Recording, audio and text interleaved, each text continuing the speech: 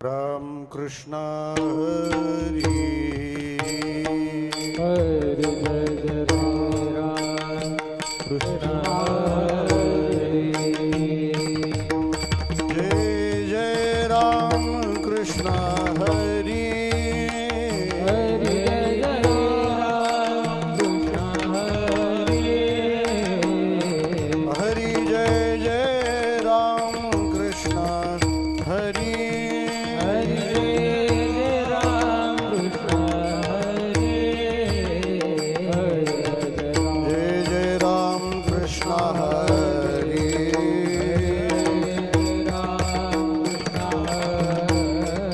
हरि जय जय राम कृष्ण हरि हरे जय राम कृष्ण हरि जय जय राम कृष्ण हरि हरे जय जय राम कृष्ण हरि जय जय राम कृष्ण हरे जय जय राम कृष्ण हरि राम कृष्ण जय जय राम कृष्ण हरे जय राम कृष्ण हरे जय राम कृष्ण हरे जय राम कृष्ण हरे जय राम कृष्ण हरे जय राम कृष्ण हरे जय राम कृष्ण हरे जय राम कृष्ण हरे जय राम कृष्ण हरे जय राम कृष्ण हरे जय रूप पाहता लोचनी सुख झाले वो साजनी वा विठ्ठल बरवा वा माधव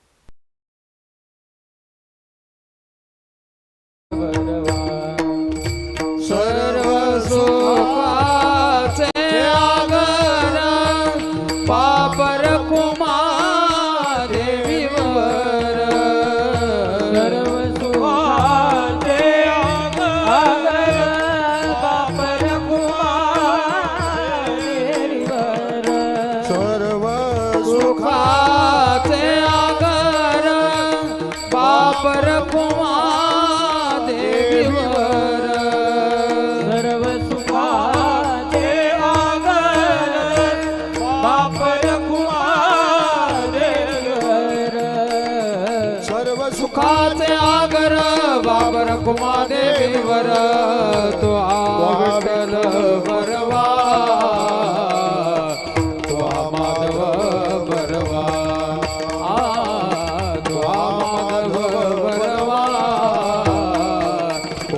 माधव बरवा सर्व सुखाचे आगर बाबर कुमा देवीवर तो विठ्ठल बरवा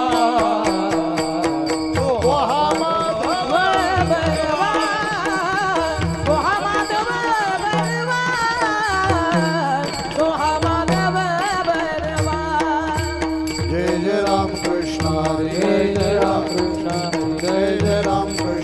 हरी जय राम कृष्ण जय जय राम कृष्ण जय जय राम कृष्ण जय जय राम कृष्ण हरी जय जय राम कृष्ण हरी जय जय राम कृष्ण हरी जय जय राम जय जय राम कृष्ण हरी जय जय राम कृष्ण हरी जय जय राम कृष्ण हरी जय जय राम जय जय राम जय जय राम जय जय राम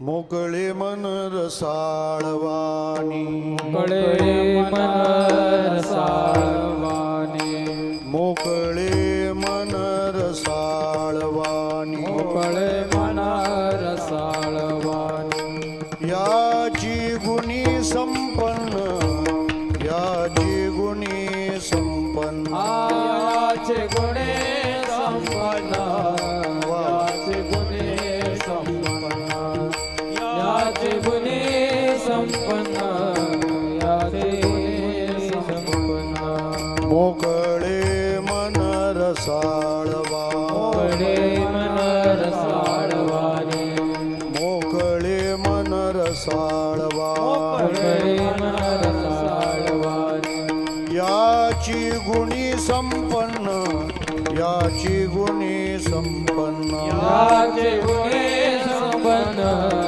याचे गुणे संपन्न याचे गुणे संपन्न याचे गुणे संपन्न लक्ष्मी ते ऐशा नावे लक्ष्मी ते ऐशा नावे लक्ष्मी ते ऐशा नावे लक्ष्मी ते ऐशा नावे भाग्य जावे तरी त्याने भाग्य जावे मॉनिटर कमी झालं भाग्य जावे तरी जाने भाग्य जावे तरी जाने भाग्य जावे तरी जाने भाग्य जावे तरी जाने नमनते नम्रता अंगी नमनते नम्रता अंगे नमनते नम्रता अंगी नमनते नम्रता अंगे नेघे रंगी पालट नेघे रंगी पालट रंगे पालट नेगे रंगे पालट नेगे रंगे पालट नेगे रंगे पालट लक्ष्मी ते ऐशा नावे लक्ष्मी ते ऐशा नावे लक्ष्मी ते ऐशा नावे लक्ष्मी ते ऐशा नावे भाग्य जावे तरी त्याने भाग्य जावे तरी त्या भाग जावे तरी जाने भाग जावे तरी जाने भाग जावे तरी जाने भाग जावे तरी जाने तुका म्हणे त्याच्या नावे म्हणे त्याच्या नावे तुका म्हणे त्याच्या नावे म्हणे त्याच्या नावे घेता भावे संतोषी घेता भावे संतोषी भावे संतोषे घेता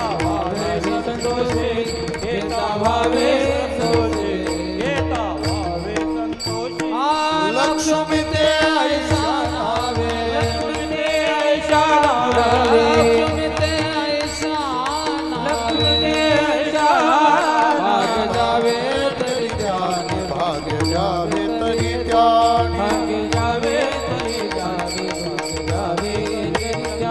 भाग जावे तरी जाने भाग जावे तरी जाने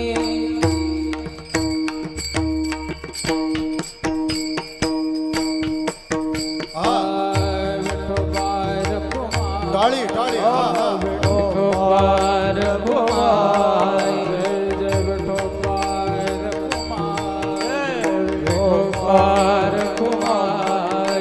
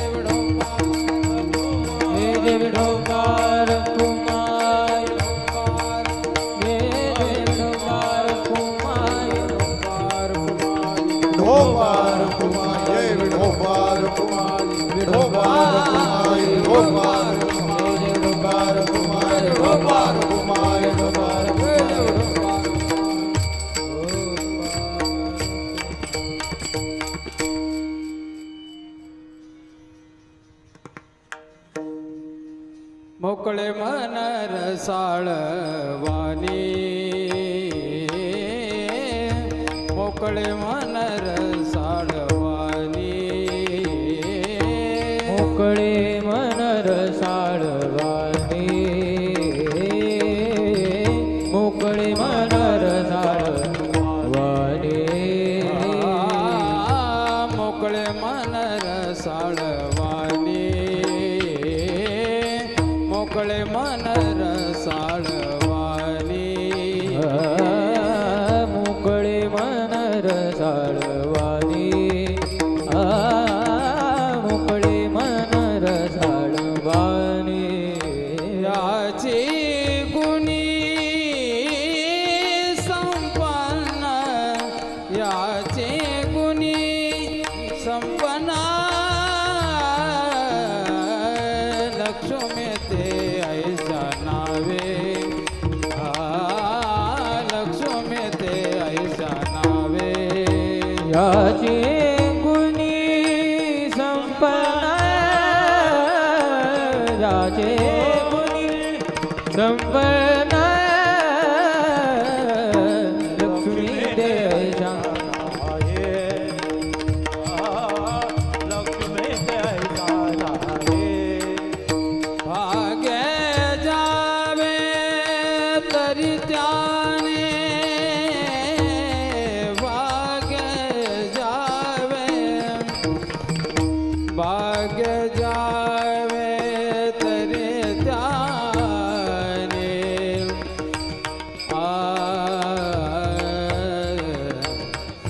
भाग्य जावे तरी त्याने त्याने भाग्य जावे तरी त्याने त्याने त्याने त्याने भाग्य जावे तरी त्याने तरी त्याने भाग्य जावे तरी त्याने भाग्य जावे तरी त्याने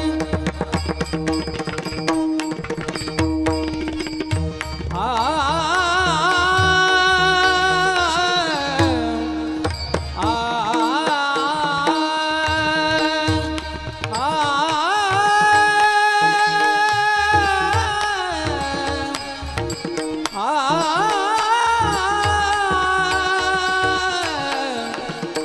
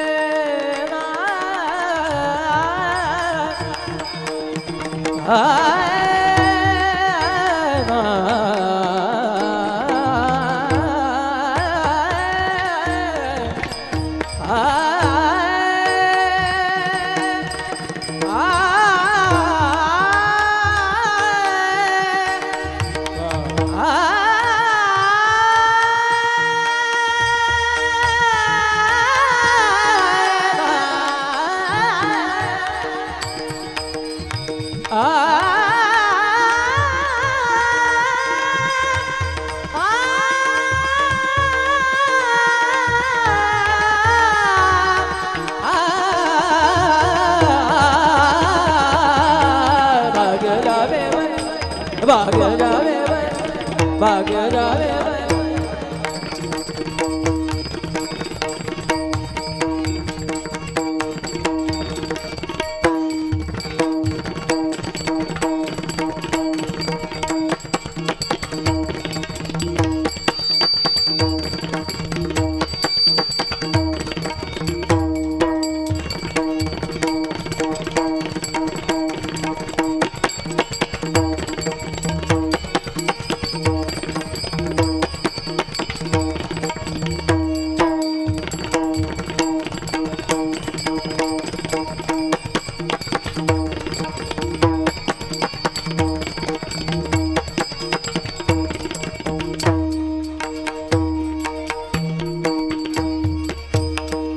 भाग्य जावे तरी त्याने लक्ष्मी ते ऐसा नावे लक्ष्मी ते ऐसा नावे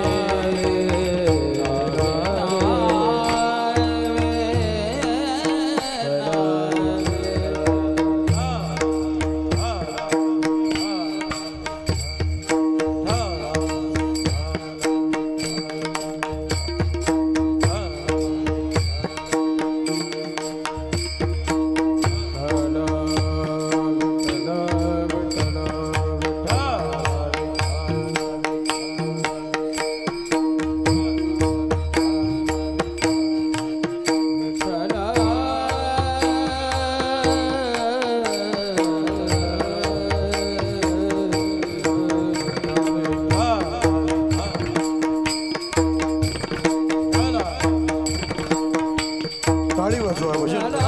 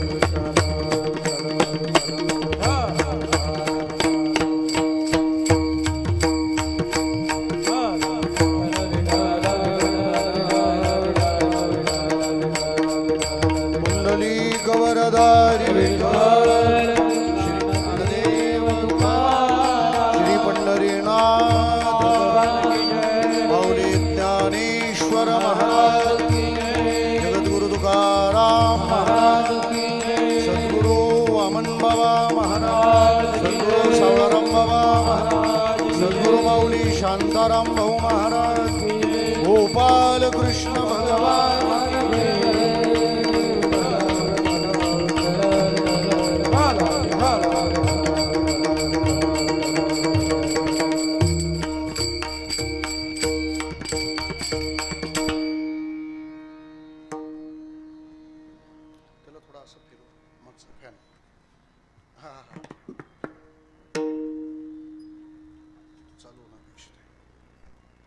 मोकळे मन रसाळवाणी याची गुणी संपन्न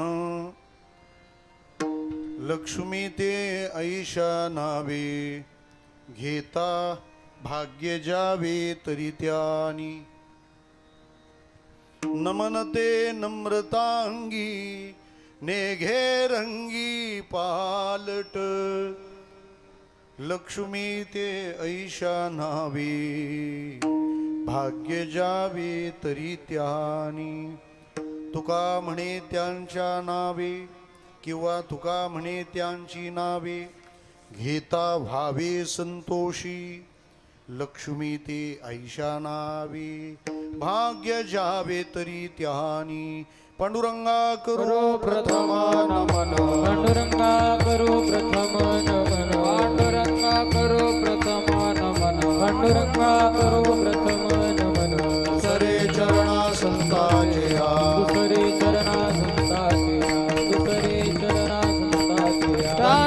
कृपादाने कथेचा विस्तार कृपादाने कथेचा विस्तार बाबाजी सद्गुरुदास तुका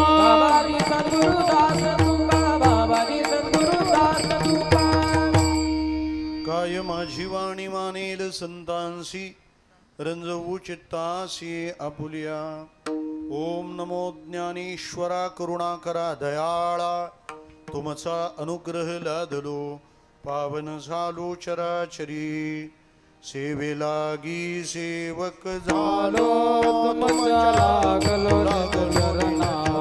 अहो स्वामी कृपया देवा यावरी करावा अवहेर.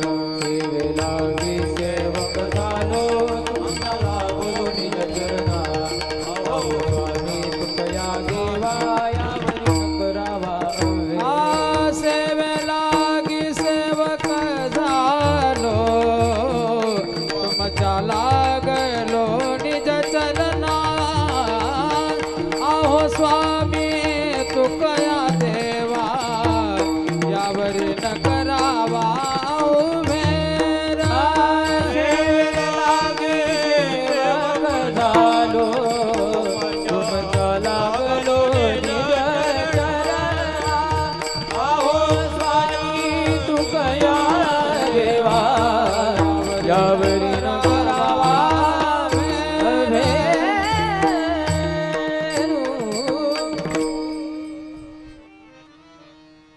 भगवान स्वरूप. मागचे जास्त होत आहेत, हे कमी होत आहेत. आम्हाला ऐकू यातून आलं पाहिजे. टेम्पो मेंटेन नाही होणार. एक तर याचे टॉपर क्रॉस करा मग. भगवान स्वरूप. तरी पण तेच होत आहे. वाटलेस एक कमी करा मागचे थोडे, हे जास्त पाहिजे. टेम्पो मेंटेन होत नाही. अर्ध्या सेकंदाचा फरक पडतो. जाऊ दे, ते चांगल्या सवयी वाईट असतात. विठ्ठला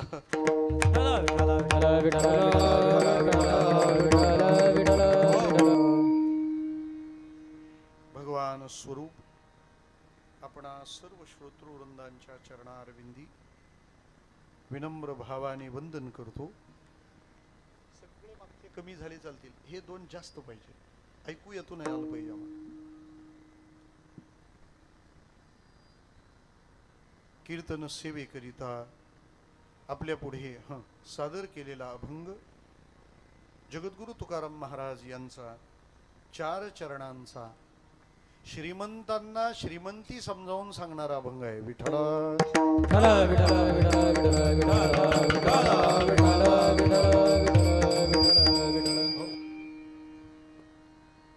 गायलेल्या अभंगाची अर्थपूजा बांधत असताना ज्या निमित्ताने ही कीर्तन सेवा संपन्न होते आहे त्या निमित्ताचा परिचय अगत्याचा आहे. आपल्या ह्या पनवेल ग्रामीणमधील एक राजकीय सामाजिक आणि धडाडीचं व्यक्तिमत्व आपल्या सर्वांच्या परिचयाचे प्रेममूर्ती परेश भाई यांचे पिताश्री कैलासवासी रामचंद्र धर्मा पाटील यांच्या प्रथम पुण्यस्मरणाच्या निमित्ताने आयोजित केलेल्या बहुविध उपक्रमातली ही कीर्तन सेवा आहे. काही गावं अशी राहतात की त्या गावात आठवणीत ठेवायला एकही माणूस नसतो, पण वावंजे असे गाव आहे की कोणताच माणूस विसरता येत नाहीये. विठ्ठला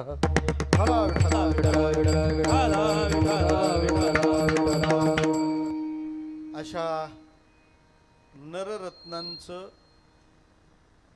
वैभव लाभलेल्या या भूमीतील हा पाटील परिवार पुण्यस्मरणाचा विचार करत असताना शास्त्राच्या दृष्टीने ते कर्तव्य आहे, परिवाराच्या दृष्टीने ती भावना आहे आणि समाजासाठी ते तत्वज्ञान आहे. विठ्ठला तीन प्रकारचा विचार मी आपल्या पुढ्यात मांडला. शास्त्राप्रमाणे जीवाच्या करता ते कर्तव्य आहे, कारण शास्त्राने श्राद्धाला कर्तव्यात बसवलंय. श्राद्धाच्या निमित्ताने पिंडदानादी होणारे विधी ही आपली कर्तव्ये ठरतात.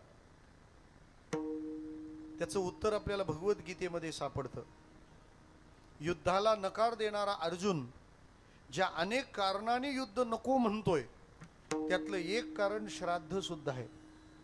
संकरो नरकायैव कुलघ्नानांकुलस्य च पतंती पितरो हेषाम लुप्त पिंडोदक क्रिया.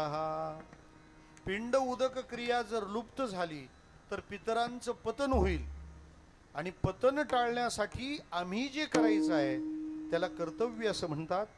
म्हणून शास्त्राच्या दृष्टीने ते कर्तव्य आहे, ते कर्म आहे. आणि आपण शास्त्राप्रमाणे का वागलं पाहिजे? कारण आपल्याजवळ शास्त्र आहे, त्यांच्याजवळ शास्त्र नाही, त्यामुळे ते कसे पण वागले तरी चालतील. त्यांनी अंथरुणात चहा घेतला तरी चालतो, आपण नाही चालणार, कारण आपल्याला शास्त्र आहे. शतम व्याय भोक्तव्यम सहस्रम स्नानमाचरेत लक्षम विहाय दातव्यम कोटीन त्यक्त्वाम हरिम भजेत. शास्त्र म्हणतं 100 कामं टाका आणि जेवा. तेव्हा मग बरं झालं, आपण त्याच्यात पुढं 1000 कामं टाकून आंघोळ कराय. म्हणून बेड मध्ये चहा पिता येत नाहीये विठ्ठला.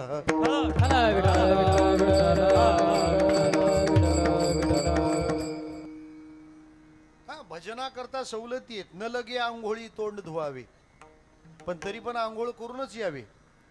आणि आंघोळ सुद्धा अशी करावी का केली असं वाटावं विठ्ठला. आम्हाला काही काही फार दिव्य अनुभव येतात. कधी कधी असं वाटतं की इथं कीर्तन करायच्या आधी यांना नेऊन धुवून आणावे. त्यांच्या आंघोळीत सुद्धा घोळ आहे, शब्दात आहेच विठ्ठला. म्हणून जी कर्तव्य कर्म आहेत ती केलीच पाहिजेत. तुम्ही कीर्तनात बसलात आणि मी नाही टाळी वाजवणार अशी बाजीराव की चालायची नाही. कारण इथं आल्यानंतर करे टाळी बोला मुखी नाम, आणि याच्यात सुद्धा शास्त्र आहे. हे लोकांना आता कळलं. आपण कीर्तनात तुम्हाला बोलण्याची परवानगी दिली आहे कीर्तनाने, पण केव्हा? कीर्तनात बोलण्याची परवानगी दिली आहे केव्हा? कीर्तनाच्या आधी. याचं कोणी ठेवलं असं विठ्ठला? का नंतर? असं कुठं कीर्तन असतं का? कीर्तनात बोलायची, कीर्तनातली श्रोत्यांना परवानगी एकदाच आहे. केव्हा? विठ्ठल विठ्ठल. ते जेव्हा म्हटलं जाईल तेव्हा विठ्ठल विठ्ठल म्हणायचं, आणि नुसतं म्हणायचं नाही, हाताने टाळी वाजवायची. ही टाळी का वाजवायची? संतांना आमचं हार्ट सायन्स आधीच कळलं होतं. जेव्हा तुम्ही विठ्ठल म्हणता तेव्हा विठ्ठल असं म्हणायचं असतं. ठलय ठलय नाही, सगळा अपभ्रंश करून ठेवलाय. विठ्ठल विठ्ठल. तो विठ्ठलचा पहिला ठ उच्चारताना पोट सगळं आत गेलं पाहिजे आणि ते पोट वर उचलून छातीकडे प्रेस झालं पाहिजे. विठ्ठल विठ्ठल विठ्ठल. जे फिगर मेंटेन आहे त्यांचं कळणार नाही, जाडजूड माणसावर प्रयोग करायला पाहिजे विठ्ठला. जेव्हा तुम्ही विठ्ठल विठ्ठल असं म्हणता तेव्हा ते पोट वर प्रेस होतं आणि तुमच्या हार्टकडे प्रेशर वाढवतं. तेव्हा त्या नलिकेत मध्ये जे ब्लॉकेजेस आले त्या प्रेशरने दूर होतात. पण हा झाला इंटरनल प्रोसेस, त्याला आउटसाइड सपोर्ट पाहिजे. म्हणून आपण हाताने टाळी वाजवली पाहिजे, कारण आपल्या तळ हातावर हार्टचे पॉइंट आहेत. आणि जेव्हा तुम्ही विठ्ठल असं म्हणता तेव्हा ह्या प्रक्रियेला ते सपोर्टिव्ह राहतात. म्हणजे आमच्या संतांनी आमच्या हृदयाचं आरोग्य 750 वर्षापासून जपलंय. विठ्ठल विठ्ठल म्हणजे आमच्या कर्माला शास्त्र आहे आणि म्हणून त्याच्याप्रमाणे वागणं आपलं कर्तव्य आहे. श्राद्ध शास्त्राच्या दृष्टीने काय झालं? कर्तव्य. या परिवाराच्या दृष्टीने भावना आहे.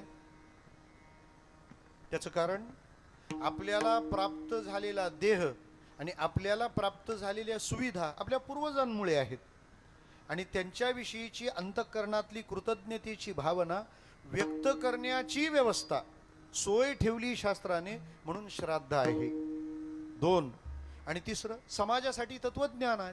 तुम्ही श्राद्धाला आलात हा त्यांचा पारिवारिक उपक्रम आहे, मग आम्ही यायचं कशासाठी?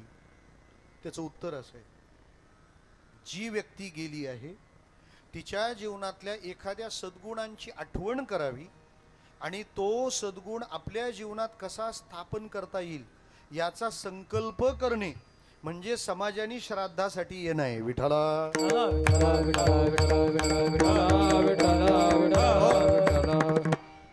काही लोक असं म्हणतील मग एखादा माणूस गुणी नसेल तर मग त्याच्या श्राद्धाला जाऊन कसं चालेल? अजिबात नाही. तुम्हाला हा युक्तिवाद मांडण्याची सोय नाही. हे कसं आहे माहिती का? न करत्याचा वार शनिवार. त्याला करायचं नाही म्हटलं की तो लई कारण सांगतो. पण आमचे संत त्यांना आपला पक्का अंदाज आहे की हे काही लबाड्या करू शकतात, म्हणून त्यांनी आपली चारी बाजू बंद करून ठेवल्यात. ते म्हणतात जगातला कोणताही माणूस असू द्या त्याच्यात काही ना काहीतरी सद्गुण आहे का नाही. आपण दत्त जयंती केली, पाळणा हलवला, पण शिकलो काहीच नाही. दत्त महाराजांच्या चेहऱ्यावरची प्रसन्नता पाहिली आणि त्या यदुराजाने प्रश्न विचारला. श्रीमद भागवताच्या 11 स्कंदामध्ये 5व्या-6व्या अध्यायापासून पुढे हा यदु अवधूत संवाद आलाय. त्या राजाने पाहिलं, म्हणे हे महाराज लोक खातात काय नेहमी टमटमीत विठ्ठला.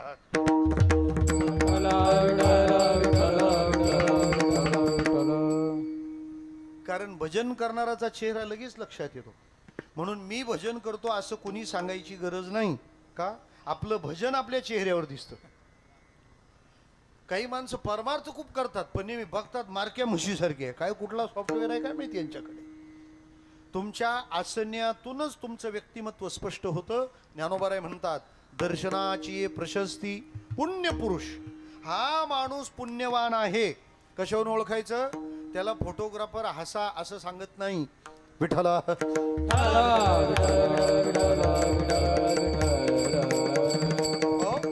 तो सदा आनंदामध्ये राहतो. त्या दत्त महाराजांना विचारलं त्या राजाने, तुम्ही असं काय केलंय की तुमच्या चेहऱ्यावर प्रसन्नता आहे? ते म्हणाले ही तशी मिळाली नाही. मी माझ्या जीवनामध्ये सुबुद्धी धारण केली आणि सुबुद्धी धारण केल्यामुळं या सगळ्या लोकांमध्ये मला चांगलं दिसू लागलं. दिसलेलं सगळं चांगलं मी माझ्या जीवनाशी जोडलं आणि म्हणून मी आनंदी झालो. मग काय काय दिसलं सगळ्या जगात त्यांना? नाथांनी ओवी लिहिली आहे, जो जो जयाचा घेतला गुण तो तो म्या गुरु केला जाण. गुरुशी आले अपारपण जग संपूर्ण गुरु दिसे. दत्ताचे गुरु किती आहेत? 24 नाही, अख्खं जगच गुरु आहे. फक्त डेमो म्हणून 24. विठ्ठला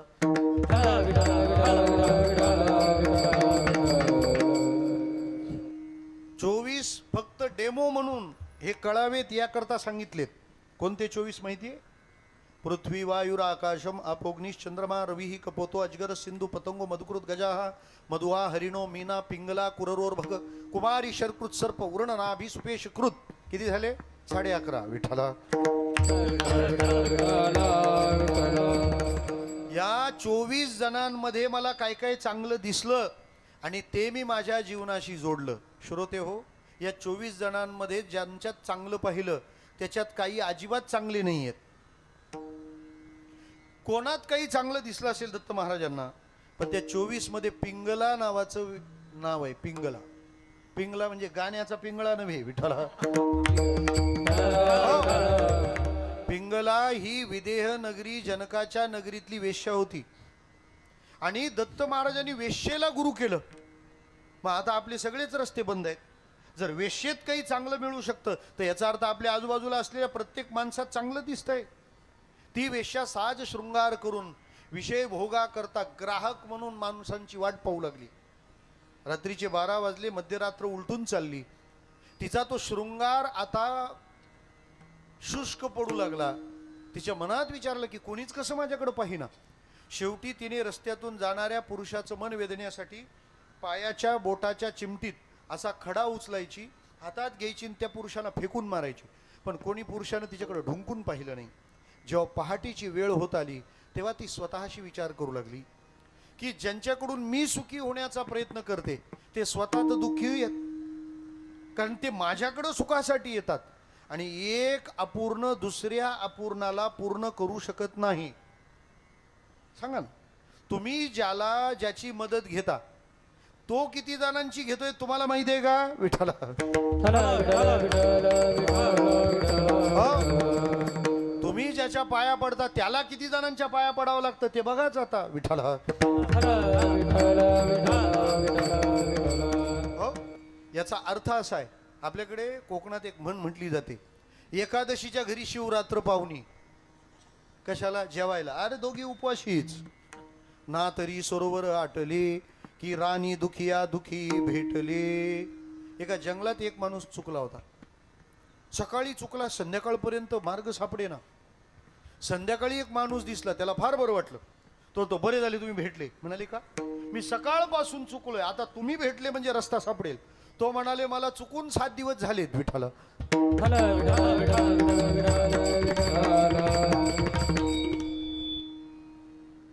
त्या वेश्येला उपरती झाली आणि ती या देहाचा नाशवान म्हणून विचार करू लागली. तरी मागचा आवाज जास्त येतो बाळा, इथला जास्त पाहिजे विठ्ठल. मग त्या पिंगलेला वैराग्य निर्माण झालं आणि ती भजन मार्गी बनली. श्रोते हो, जर एखाद्या वेश्येत पण चांगली गोष्ट असेल, आणि निश्चित आहे तुमचे दृष्टिकोन तसे पाहिजेत. सोपं बोलू, जर वेश्या नसत्या तर आपल्या समाजातली कुटुंब व्यवस्था कधीच उद्ध्वस्त झाली असती. कारण समाजातले अनिवार्य विकार आणि त्या विकारांच्या उसळणाऱ्या लाटा ज्या बांधाने अडवून धरल्यात, त्या बांधाचं नाव वेश्य आहे. त्यांनी जर समाजाचे विकार तिथं थोपून धरले नसते तर आमची कुटुंब नीट राहिली असती का? तुम्ही त्यांच्याकडे चांगल्या दृष्टीने पहा. मी तर म्हणतो, अभिनेत्री आणि वेश्या एकदम जर एखाद्या समारंभात आली तर पहिली पूजा वेश्येची केली पाहिजे. का? समाजात बलात्कार होत नाहीत ते तिच्यामुळे, आणि होतात ते हिच्यामुळं विठ्ठला.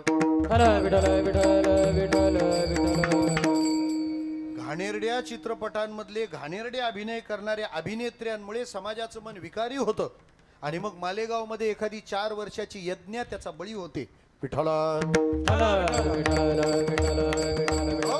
प्रत्येकात चांगली गोष्ट आहे ना. मोरारी बापूंनी अयोध्येमध्ये एक रामकथा केली, तिचं नावच होतं मानस गणिका. आणि महाराज त्या वेश्यांच्या व्यवस्थापना करता ते सगळ्या वेश्यांना घेऊन कथा करत होते. त्याचं निमंत्रण घेऊन ते मुंबईचा सगळ्यात मोठा रेड लाईट एरिया त्या कामाठीपुरात आले आणि प्रत्येक वेश्येची खणा नारळाने ओटी भरली. त्यावेळेला त्यांनी भावनिक आव्हान केलं, आप सबको राम जी के अवध में कथा के लिए आना पड़ेगा. ये कोई कथा वक्ता नहीं बुला रहा है, बेटियों तुम्हारा बाप तुम्हें लेने आया है.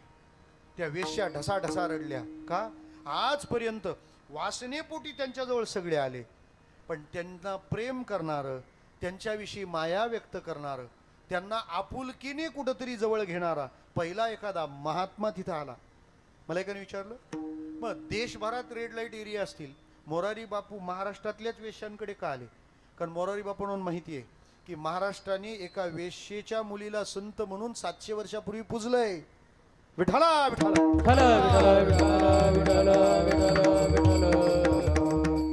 पंढरपूरला नीट गेलेले दिसत नाहीत. पांडुरंगाच्या सगळ्यात जवळ कोण आहे? एका वेश्येची मुलगी, तिचं नाव कान्होपात्र आहे. महाराज, हे महाराष्ट्राचं निराळेपण आहे. म्हणजे प्रत्येकात काही ना काही चांगलं आहे. त्या चांगल्याला आपण आपल्या जीवनाशी जोडून आपलं जीवन सुंदर बनवणं म्हणजे पुण्यतिथीला येणं आहे विठ्ठला.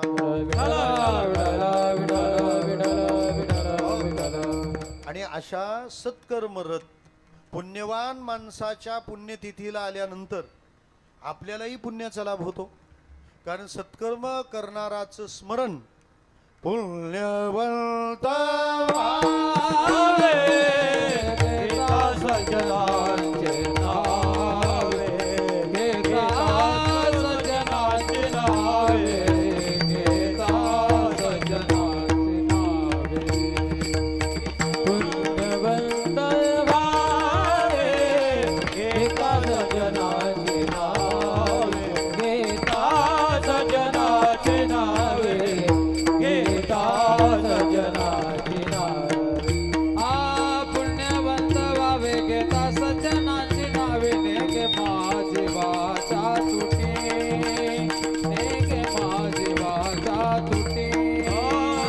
पुण्यवंत व्हावे घेता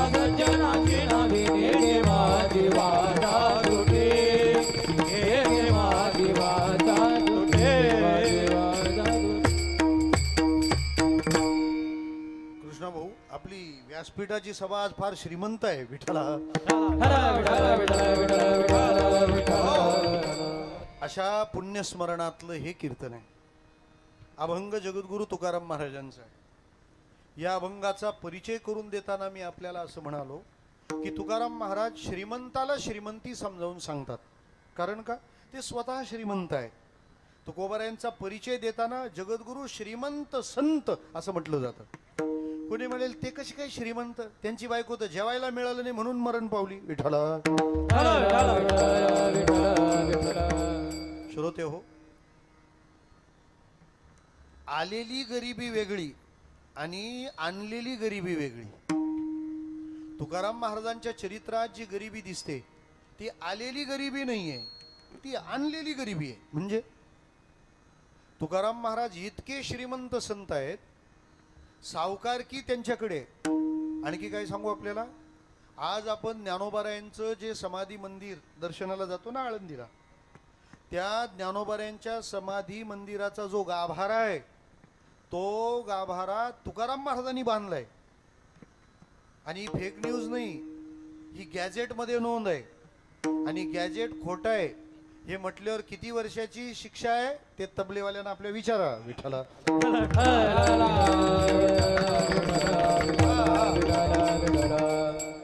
मग विचार करा ना, 400 वर्षापूर्वी माऊलीच्या समाधी मंदिराचा गाभारा जे स्वतः बांधू शकतात ते काय गरीब असतील? आणखी सोपं सांगतो, महाराजांची पत्नी दमेकरी होती. महाराजांना दुसरं लग्न करावं लागलं. महाराजांची दुसरी पत्नी पुण्याच्या आपाजी गुळवे या श्रीमंत सावकाराची मुलगी आहे. मग जरा विचार करा, एक पत्नी असताना ज्यांचा दुसरा विवाह पुण्यातल्या सगळ्यात श्रीमंत सावकाराच्या मुलीशी होतो, हा संबंध काय गरिबीत झाला असेल का विठ्ठला विठ्ठला. मग महाराजांकडे गरिबी आली कशी काय? दुर्गादेवी नावाचा दुष्काळ पडला ज्याच्यामध्ये सगळ्यांनाच फटका बसला. महाराजांच्या गोठ्यातली 4 बैल मेले, पत्नी, पोरग, आई, वडील या सगळ्याची वजाबाकी झाली. आणि त्या दुष्काळाने दुष्काळे पिढीले द्रव्य नेला मान, स्त्री कान्नान्न करता मेली. मरणकळा ओढवली. आणि अशा गडबडीमध्ये सावकारकी लोकांना कर्ज दिलेलं होतं. तुकोबाराय म्हणतात, जर आपण या लोकांकडून आत्ता कर्ज वसूल केलं तर हे लोक जगणं यांना मुश्किल आहे, यांना अन्न पाणी नाही, हे कर्ज कुठून देणार, व्याज कुठून देणार. मग हे व्याज आणि हे कर्ज यांच्याकडून घ्यायचं नाही. पण पुन्हा त्यांच्या मनाला असं वाटेल ना, आज नाही तर उद्या द्यावंच लागणार आहे. आणि उसनवाऱ्या नंतर का होईना फेडायच्याच असतात. काहींचे लॉकडाऊनचे तसेच आहेत अजून विठ्ठला.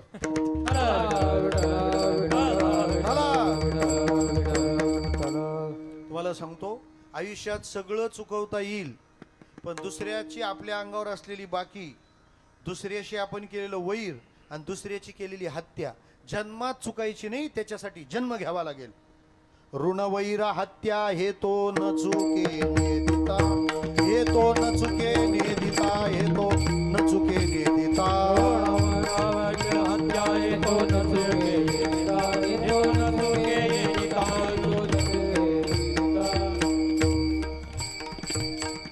3 गोष्टी आहेत, ऋण, वैर आणि हत्या. मग महाराजांनी काय केलं की यांच्या ते मनात राहील की आपल्याला तुकाराम महाराजांचे पैसे द्यायचे. त्या नोंदी ज्या वह्यांमध्ये लिहिलेल्या होत्या, महाराजांनी त्या सगळ्या वह्या उचलल्या आणि इंद्रायणीच्या डोहात नेऊन बुडवल्या. सोपं बोलू, हिशेबाच्या वह्या बुडवल्याशिवाय अभंगाच्या वह्या तरत नसतात विठ्ठला.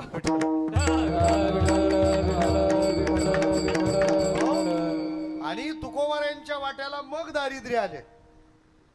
आम्ही सदैव सोडके जवळी येता चोर धाके, जाऊ पुढती भिके, कुठही घरे राखीती. आम्ही सदैव सोडके जवळी येता चोर धाके, जाऊ पुढती भिके, कुठही घर राखीती. आम्ही सदैव सोडके जवळी येता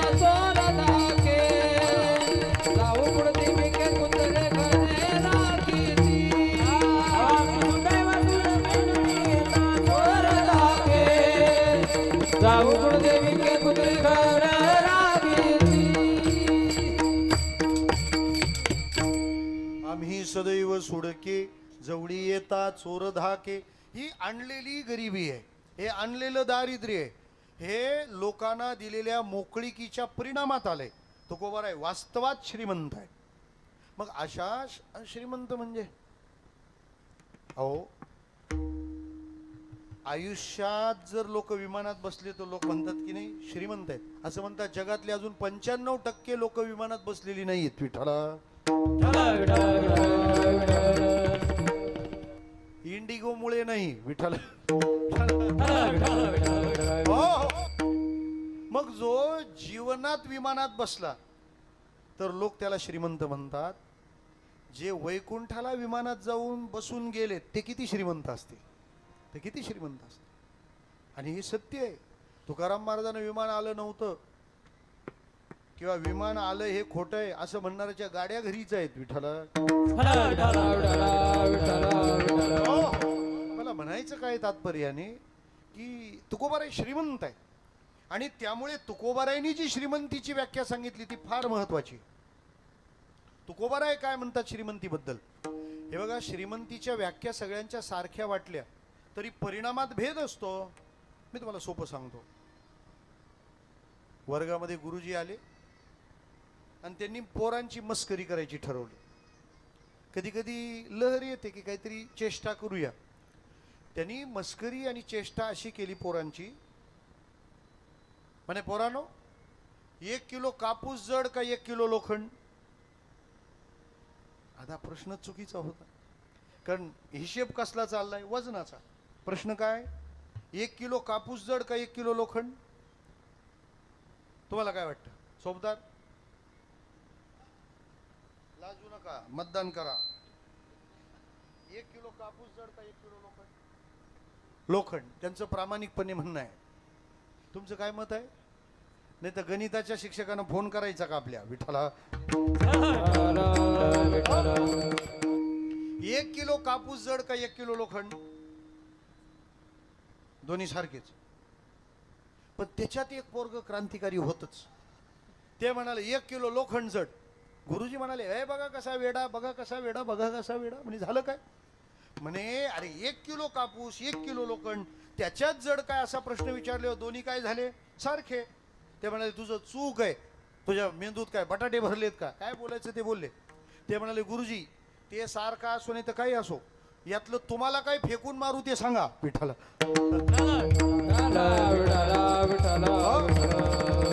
तशा श्रीमंतीच्या व्याख्या सगळ्यांच्या सारख्या असल्या तरी तुकोबारायांची श्रीमंतीची व्याख्या वेगळी असण्याची दाट शक्यता आहे.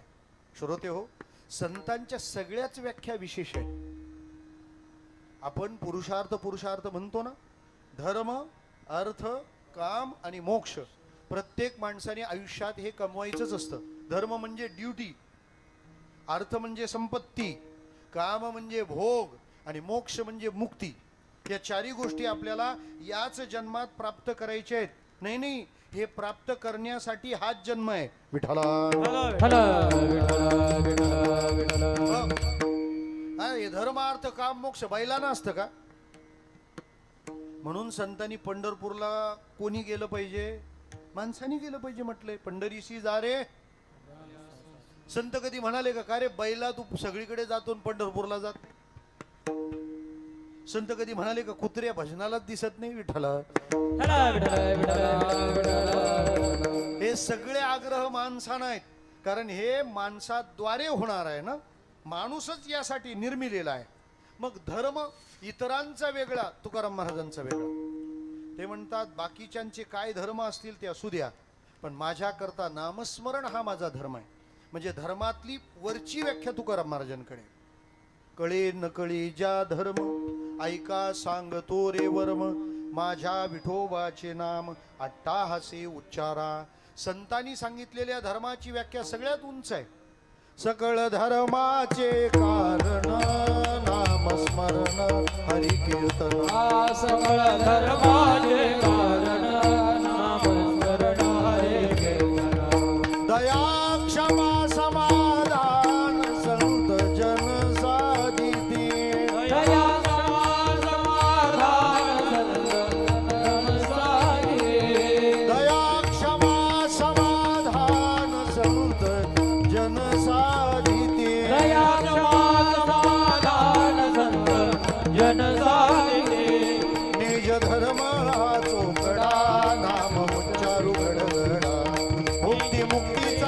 सगळा हा भव सिंधू तारग निज धर्मा रोकडा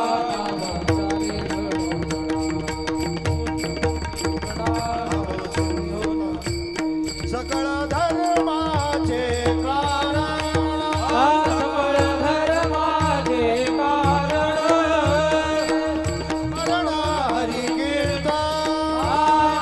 स्मरण हरि कीर्तन दया क्षमा समाधान संत जन साधिती दया क्षमा समाधान संत जन साधिती सामान्यांचा धर्म वेगळा तुकाराम महाराजांचा धर्म वेगळा ते म्हणतात नामस्मरण हाच आमचा धर्म आहे निज धर्म हा चोखडा नाम उच्चारू घडघडा मग त्यांचा धर्म उच्च त्यांचा काम म्हणजे त्यांचे भोग सुद्धा विशेष आहेत आपले भोग शिळे होतात आपले भोग उष्टे होतात आपल्या भोगाचा वीट येतो आरसा तारुण्यात आवडतो का म्हातारपणी विठ्ठला हला विठल विठल विठल विठल विठल विठल एक आजी गेली बाजाराला म्हणे आरसा कितीला रे त्यांनी सांगितलं 500 रुपयाला ठेव म्हणे मेल्या 500 रुपयाला आरसा मी तरुणपणी जायचे आरसा 50 रुपयात यायचा आणि मी दिसायचे पण छान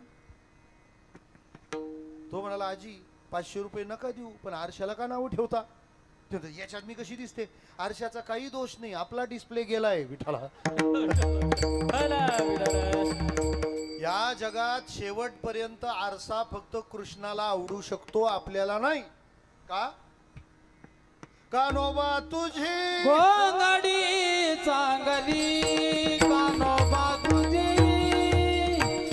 गोंगडी चांगली कानोबा तुझी गोंगडी चांगली कानोबा तुझी गोंगडी चांगली कानोबा तुझी गोंगडी चांगली कानोबा तुझी गोंगडी चांगली कानोबा तुझी गोंगडी चांगली कानोबा तुझी गोंगडी चांगली आम्हास का दिली वांगुल रे आम्हास का दिली वांगुल रे कानोबा तुझी गोंगडी चांगली कानोबा तुझी गोंगडी चांगली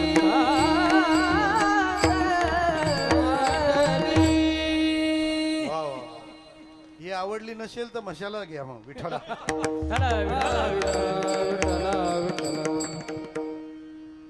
काम त्याचा विषय भोग उच्च आहे आम्ही काय सामान्य भोग भोगतो आपल्या भोगाचा विचार कुठे आहे रसना आणि शिष्ण याच्या पलीकडे आपले भोग नाही कोणताही कार्यक्रम असो तो पहिले किचन मध्ये जाऊन येतो भाजी काय काय अवघड काम आहे हो कार्यक्रम कोणताही असो आपला मॅटर कुठे होतो जेवणात विठाला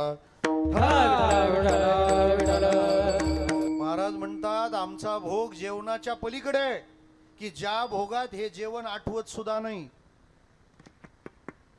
कळो नये सुख दुःख तहान हारपली भूक काय खातो आम्ही कासया सांगाते कैसे हे लागते नेणोमुखी आमचे भोग नाही देखिले ते मिळे भोग सुखाचे काहीतरी आनंद असेल ना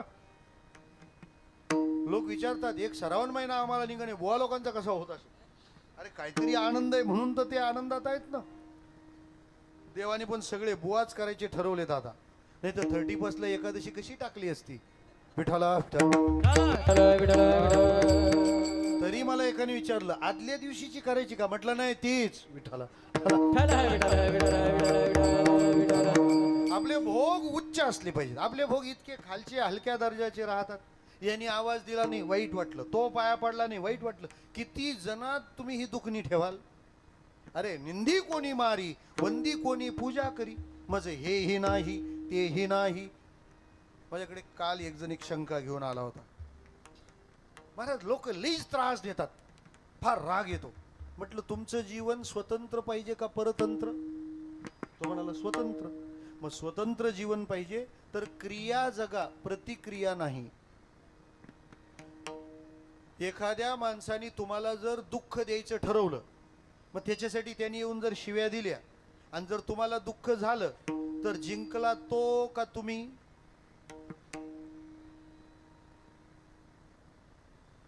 जाऊ दे, बरं आहे. शिव्या न देणाऱ्या एरियात मी सांगतोय विठ्ठला, उलट त्याने शिव्या दिल्या आणि आपण त्याला सांग तुला काय करायचं ते कर, आपण हसमुख राय, चहा नाही विठ्ठला. तुमचं हास्य त्याचा पराभव आहे. आणि जर तुमचं डोकं दुखायला लागलं की तो फटाके वाजवतो, तो अशा शिव्या दिल्या ना, शिक पडला डायरेक्ट विठ्ठला. हो, त्यामुळं तुमचं समाधान तुम्ही उंचावर नेलं पाहिजे. संत म्हणतात आमचे भोग जीवात नाही, आमचे भोग देवात आहेत.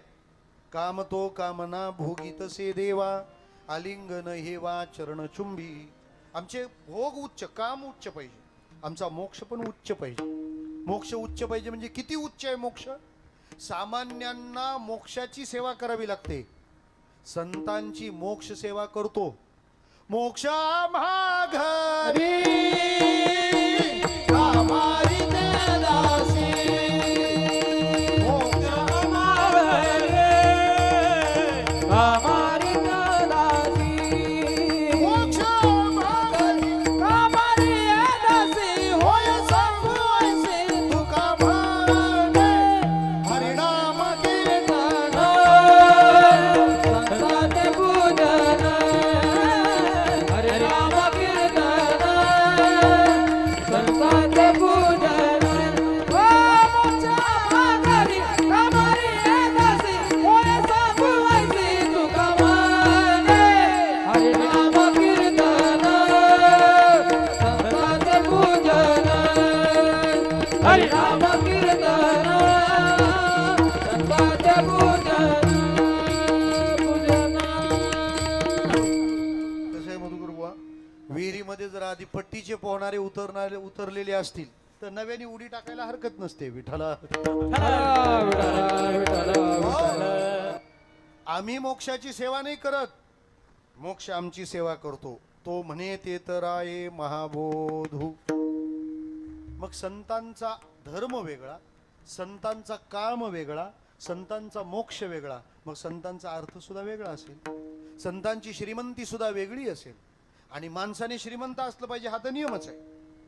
फक्त त्या श्रीमंतीत दोन गोष्टी आहेत. ती श्रीमंती आहे कोणत्या स्वरूपाची आणि तुम्ही ती मिळवली कोणत्या प्रकाराने. जोडून या धन उत्तम व्यवहारे, उदास विचारे वेच करी. आपल्याकडे आलेल्या नोटांना अत्तराचा वास नाही आला तरी चालेल, पण तिला घामाचा वास आलाच पाहिजे विठ्ठला. हे काही लोक फार छान असतात, मी याला फसवला, मी त्याला फसवला. फायनल मॅच तुझीच आहे, घाबरू नको. एका बसमध्ये पेपर विकणारा चालला, पेपर पेपर पेपर घेतले पेपर लोकांनी. तो उतरला, बस पुढे गेली. 10 मिनिटात एक जण जोरात हसायला लागला. बाकीच्यानी विचारलं तुला काय झालं रे हसायला? तो मी पेपरवाल्याला फसवला. तो कसं काय? 2 रुपयाचा पेपर होता, 1 रुपया खोटा दिला. अर्ध्या तासाने तो परत हसायला लागला. म्हणे आता काय झालं? पण त्यांनी पेपर पण कालचाच दिलाय विठ्ठला. हे जे लबाड्या झालझोल करणारे आहेत ना, हे कुठंतरी लटकलेले दिसतील तुम्हाला. आणि महाराज, चुकीचं काम करणारी माणसं जर दुःखी राहिली नाही तर देवाचा तो पराभव आहे. पांडव आणि कौरव दोन्ही सोयरेच होते ना, मग यांनी एकाच बाजूची सेटिंग का लावली विठ्ठला.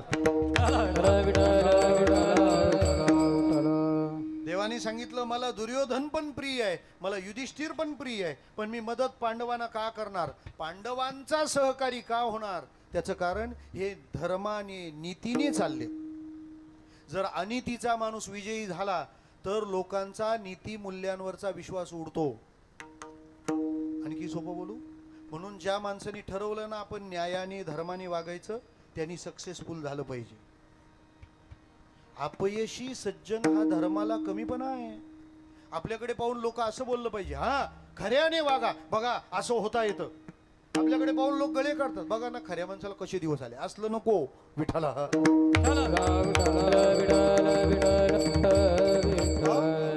म्हणजे जर तुम्ही धर्माने वागत असाल तर तुम्ही सक्सेसफुलच पाहिजे. तुम्ही वारकरी आहात म्हणजे तुम्ही आनंदीच पाहिजे. बाबा महाराज सातारकरांनी सांगून नाही लोकांनी माळा घातल्या, त्यांना बघून लोक माळकरी झाले. विठ्ठला आपण असे माळकरी असतो, आपल्याला बघून लोक काढायचे. विठ्ठला अरे आपण विठोबाचे रिप्रेझेंटेटिव्ह आहोत म्हणजे आपल्यावर किती मोठी जबाबदारी आहे. याचा अर्थ श्रीमंत होण्याकडे संतांचा कल आहे. जसे वारकरी रोज हरिपाठ म्हणतात तसे ब्राह्मण लोक दररोज श्रीसूक्त म्हणतात आणि त्या श्रीसूक्ताच्या पाठामध्ये लक्ष्मी आली पाहिजे असे मंत्र आहेत. ताम लक्ष्मीम अनपगामिनीम, हे लक्ष्मी तू चालत माझ्याकडे ये, लक्ष्मी आली पाहिजे. बाह्याश्च अलक्ष्मी ही, म्हणजे जी अलक्ष्मी आहे, चुकलं तर सांगा विठ्ठला. बाह्याश्च अलक्ष्मी ताम लक्ष्मीम अनपगामिनीम, हे मंत्र आहेत त्या श्री सुक्तातले. म्हणजे लक्ष्मी माझ्याकडे येवो आणि अलक्ष्मी जावो. अलक्ष्मी म्हणजे तुम्हाला काय अवदसा आठवली महाराजांना. अलक्ष्मी म्हणजेच अवदसा, ती काय झाली पाहिजे, गेली पाहिजे. आणि हे पूर्वीपासून आहे, आपल्यात सुद्धा आहे. दिवाळीला नाही का ते सोप टोपलं घेऊन वाजवत निघतात. आता इचरला तर तुम्हाला वशिली वाटेल सांगायला, त्यामुळे तुम्ही फक्त हसाल. विठ्ठला ते पण आगरी भाषेतले मंत्रच आहेत. खोकांडा जा तामाना येत, हे काय राकोस निगो भरकोस, हे सगळं काय आहे, हे तेच आहेत, फक्त ते आपल्या भाषेतले मंत्र आहेत. आणि तुम्ही पण आहे ना, तुमची नावं ठेवताना अनंत पद्मनाभ अशी ठेवली, आमची पदीपोशी करून ठेवली. विठ्ठला मला काय म्हणायचं आहे की लक्ष्मी आली पाहिजे, संपन्नता आली पाहिजे आणि चांगल्या माणसाकडे तर आलीच पाहिजे. मला काय म्हणायचंय, संपन्नता म्हणजे नुसत्या नोटा का, संपन्नता म्हणजे नुसती प्रतिष्ठा का. महाराज आम्ही तुकाराम महाराजांना विचारलं, आम्ही ज्याला श्रीमंती म्हणतो आतापर्यंत ती अशी आहे, पण तुम्हाला श्रीमंतीवर काही वेगळा प्रकाश टाकायचा आहे का. महाराज म्हणाले, या नोटांच्या श्रीमंतीचं खरं नाही, ती कोणत्या पण नोव्हेंबर मध्ये बंद पडू शकते. बरोबर आहे ना, कधी आवाज येईल सांगता येईल का. मेरे प्यारे देशवासियों, 500 की बंद. विठ्ठला नोटा का बंद पाडल्या ते धुरंधर पाहिल्यावर कळेल. विठ्ठला विठ्ठला रैमान सांगावा लागतो अधूनमधून. मला काय म्हणायचं आहे की साधा विचार आहे की ह्या सामान्य धनाला आम्ही संपत्ती म्हणायचं का. महाराज म्हणाले, थांबा, सामान्य नोटा ही संपत्ती सामान्याची व्याख्या आहे, माझी व्याख्या श्रीमंतीची ऐकायची आहे का. पहिलं चरण, मोकळे मन रसाळवाणी, मोकळे मन रसाळवाणी, मोकळे मन रसाळवाणी, मोकळे मन रसाळवाणी, मोकळे मन रसाळवाणी, मोकळे मन रसाळवाणी, मोकळे मन रसाळवाणी, मोकळे मन रसाळवाणी. याची गुणी संपन्न, याची गुणी संपन्न, याची गुणी संपन्न, याची गुणी संपन्न,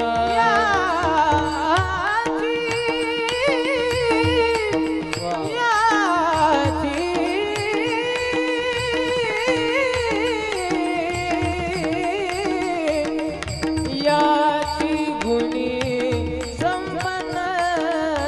लक्ष्मी ते ऐशाना, लक्ष्मी ते ऐशाना वे, लक्ष्मी ते ऐशाना वे, लक्ष्मी ते ऐशाना. मोकळे मन रसाळवाणी, याची गुणी संपन्न, याची गुणी संपन्न, याची गुणी संपन्न. मोकळे मन रसाळवाणी, याची गुणी संपन्न, याची गुणी संपन्न.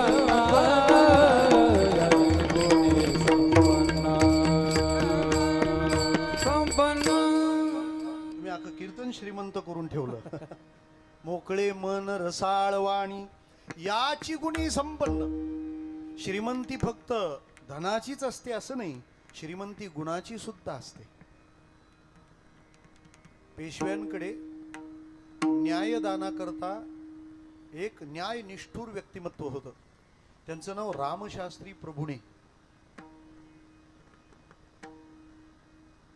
त्यांच्या बायकोला हळदी कुंकवाचं निमंत्रण आलं होतं. ती गेली. आता ती बिचारी न्यायशास्त्र्याची बायको. त्या पेशव्यांच्या बायकोला काय वाटलं, अरे पेशव्यांचा न्यायाधीश आणि असा दरिद्री त्याची बायको. तिने सगळे ठेवणीतले दागिने काढले. 1,52,000 झाले होते तरी पण घालायला दिले. सगळे दागिने घातले आणि तिला सांगितलं जा घरी. आता आपण दिलेले मागे काढून घेतो लगेच. ती म्हणाली जा. ती ते सगळे दागिने घेऊन आली आणि दारावर टकटक केलं. रामशास्त्री प्रभूंनी दार उघडलं, बघितलं आणि परत बंद केलं. ती शास्त्र्याची बायको होती, वरचा मजला मजबूत होता. तशीच मागं फिरली आणि त्या पेशव्यांच्या बायकोला सगळे दागिने काढून दिले आणि परत जशीच्या तशी परत आली. दार उघडलं. ते म्हणाले या या या. ते म्हणाले अहो मगाशी पण मीच आली होती. बघून न बघितल्यासारखं का केलं? म्हणे नाही नाही नाही, मगाशी माझी बायको आलीच नव्हती. म्हणे मग पेशव्यांची पाहुणी आली होती. अहो म्हणे मग खरं सांगा ना का तुम्हाला नाही आवडलं? तेव्हा रामशास्त्रींनी त्याचं उत्तर असं दिलं, दागिने दोघांनीच घालावेत. एक ज्याचे आहेत त्यांनी घालावे आणि 2 ज्याला सजण्यासाठी कोणतेच सद्गुण नाही त्यांनी घालावे. विठ्ठला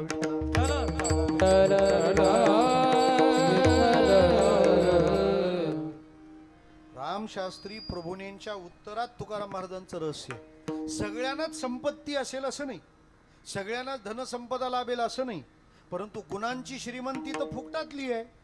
काय पाहिजे त्या माणसाकडे? महाराजांनी 2 गोष्टी सांगितल्या. मोकळे मन रसाळवाणी. मन मोकळं पाहिजे. तुम्ही वावंजेकर सगळे भिवंडीला नाथ मंदिरात येता, भाऊरायांची समाधी तिथे आहे. भाऊरायांना कधी लहर आली की ते इंग्रजीत बोलायचे. त्यांचं एक प्रसिद्ध वाक्य होतं, man should be open hearted. माणूस मोकळ्या हृदयाचा असला पाहिजे. का बरं? देवाची कृपा होण्यासाठी आपण मोकळ्या मनाचे असलो पाहिजे. ज्याच्या आतमध्ये फार गडबडी येत ना, त्याच्यावर देव जरी आला तरी काहीच उपयोग नाही त्याचा. तुकाराम महाराजांचं प्रमाण आहे, भाव धरी तया तारील पाषाण दुर्जना सज्जन काय करी. महाराज म्हणतात, करिता नये नीट श्वानाचे हे पूस खापरा परीस काय करी.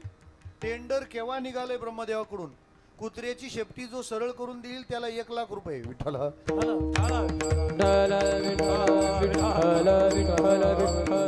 एकाने 6 महिने नळीत घालून ठेवली, 6 महिन्यांनी नळी काढली, लगेच तुरा जागेवर. विठ्ठला आपल्या जीवनात जर आनंद नसेल तर नक्कीच आपलं मन मोकळं नाही.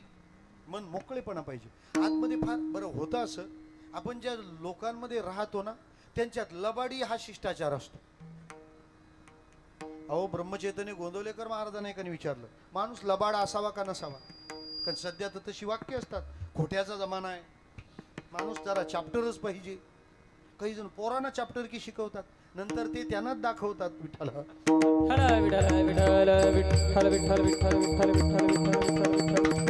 गुरुची विद्या गुरुलाच, ती कुठे जाणार आहे?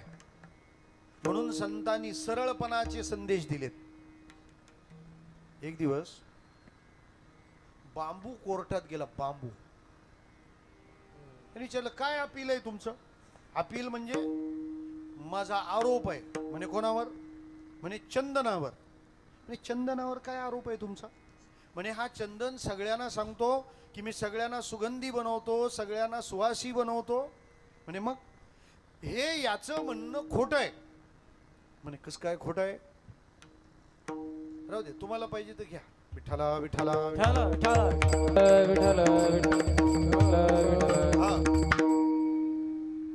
या दिवसात पाणी नसतं वाटायचं ते. मग म्हणे तुम्हाला सगळ्यांना सुवासिक बनवण्याचा तुमचा दावा खोटा.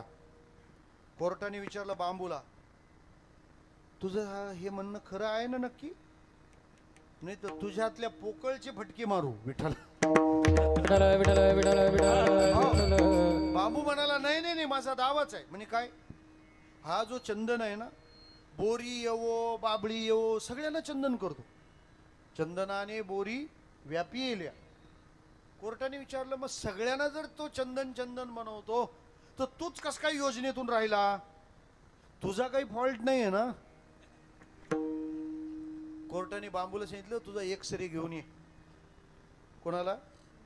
बांबूला. बांबू गेला एक्सरे काढायला. आणि जेव्हा एक्सरे हातात आला तो म्हणाला ए चंदन तुझ्या भोवती फेर धरून नाचले तरी तू सुवासिक होणार नाही. तो म्हणाला कसं काय? एक्सरे बघ. म्हणे काय? सगळ्या आतल्या गाठी आहेत विठ्ठला. विठ्ठल विठ्ठल विठ्ठल. तुका म्हणे वेळू चंदना संगती. तुका म्हणे वेळू चंदना संगती. तुका म्हणे वेळू चंदना संगती. तुका म्हणे वेळू चंदना संगती. काय ते असती जवळीके. काय ते असती जवळीके. काय ते असती जवळीके. त्यामुळं वामन बाबा चंदन आहे. वामन बाबा चंदन आहेत. आणि आपल्याला जर सुवास येत नसेल तर विठ्ठला विठ्ठला विठ्ठल विठ्ठल विठ्ठल विठ्ठल विठ्ठल. ती कृपा होण्यासाठी आपण कसे पाहिजेत? मोकळे पाहिजेत. मोकळ्या मनावर फार कृपा होते. महाराज वेडी बहिरी माणसं सुद्धा सुधारतात, कृपेला पात्र करतात, प्राप्त करतात. सातारा जिल्ह्यात गोंदवले नावाचं गाव आहे. तिथं थोर संत झाले ब्रह्मचैतन्य गोंदवलेकर महाराज. त्यांच्याकडे दररोज 4 वाजता ज्ञानेश्वरीचं प्रवचन असायचं. साधू संतांच्या घरी असंच काहीतरी पाहिजे की आलेल्यांना लोक ते उपदेश करतील, नाही तर आलेले लोकच उपदेश करतात. विठ्ठल विठ्ठल विठ्ठल विठ्ठल. 4 वाजता ज्ञानेश्वरी असायची. आणि त्याच्यात एक वेडसर जो माणूस होता ना तो पण ज्ञानेश्वरी ऐकायला यायचा. मोकळा मनाचा माणूस कसा असतो ते मी सांगतो. 4 वाजले, 4:05 झाले, 4:10 झाले, महाराज बसलेत पण प्रवचन चालू करीनात. सगळ्या लोकांमध्ये कुजबूज झाली. म्हणे कस काय एवढा उशीर झाला? ते म्हणतात पत्री पुलावरून येणार आहेत. मध्ये नेवाळी नाका लागणार आहे. विठ्ठला विठ्ठल विठ्ठल. भले बिना नाश्त्याचं कीर्तन करू पण पोचलो तर पाहिजे ना. गोंदवलेकर महाराज प्रवचन चालू करेना. 4:15 वाजता एका शिष्याने सांगितलं काय? म्हणे अहो प्रवचन चालू करा ना महाराज. महाराज म्हणाले थांबा, ते माझं येडं अजून आलेलं दिसत नाही. आता नेमकं तो पठ्य येऊन बसला होता पण असा खांबाच्या आड होता. आणि तो जेव्हा हे ऐकलं त्याने, महाराज म्हणाले माझं येडं काही दिसत नाही. महाराज तो उड्या मारत बाहेर आला आणि टाळ्या वाजवत नाचायला लागला. लोक म्हणाले का नाचतो? ह्याने कशाला नाचायला पाहिजे? कारण महाराज याला येडं म्हणाले. आणि तो उड्या मारत म्हणतो महाराज मला माझं म्हणायचे. काय फरक आहे कळला? महाराजांचं अख्खं वाक्य काय होतं? माझं येडं अजून आलेलं नाही. लोक त्याला काय सांगतात? महाराज तुला येडं म्हणाले. आणि तो लोकांना काय सांगतो? महाराज मला माझं म्हणाले. येड्या त्याने ऐकलं नाही. असं केव्हा घडतं? आपलं मन मोकळं असतं तेव्हा. विठ्ठला बर मन मोकळं आहे आणि त्याच्या जोडीला सोडून काय दिलंय? रसाळवाणी. मला असं वाटतं हे मोकळे मनला रसाळवाणी नाही जोडलेलं, हे रसाळवाणीला मोकळे मन जोडलंय. कारण ज्यांचं मन मोकळं नाही त्यांची वाणी रसाळ असू शकते. आता रसाळवाणी दिसेल ना तुम्हाला 15 दिवसात. काय तिळगुळ तिळगुळ. आपल्या ऋषीमुनींनी किती बारीक विचार केलाय की यांच्यात छोटे छोटे वाद असतील, क्लॅशेस असतील तर ते क्लोज होतील. बरोबर ना? पण आपण त्यांचे बाप निघालो. वाद मिटवण्यासाठी मकर संक्रांत होती ना. हे तिळगुळ वाटायला पोरांच्या हातात देताना सांगतात यांच्या इथं द्यायचं नाही हा. विठ्ठला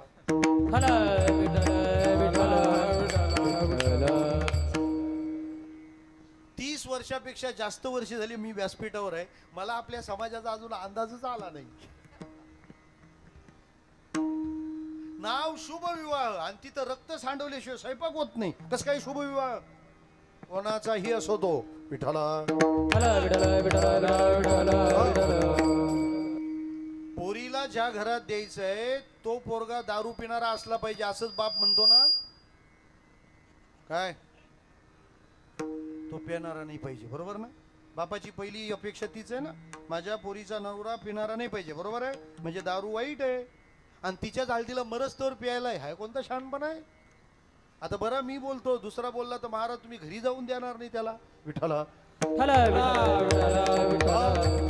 भाऊ ना पटलं. बाहेरच्या महाराजांनी सांगितलं तर आमचं आम्ही काही पण करू, तू कोण सांगणार, असा प्रॉब्लेम आहे आपला. कधी सुधारणार आपण. आपण आपल्याला चांगलं म्हणतो ही गोष्ट फार चांगली नाही. आपण स्टँडर्ड स्केल मध्ये चांगले पाहिजे. आणि माझ्या सगळ्या बहिणींवर राग आहे हा. तुम्ही मुली शिकलेल्या असताना तुम्ही शिकलेल्या मुलींनी बापाला का नाही धाकात घेतलं. हळद माझी आहे ना, लग्न माझं आहे ना, माझ्या हळदी लग्नात एखादा तरुण नव्याने व्यसनी होत असेल तर मला हे मान्य नाही. शबरीच्या नंतर एका पण पोरीत ती डेअरिंग नाही. शबरी का रुसली होती. विठाला विठाला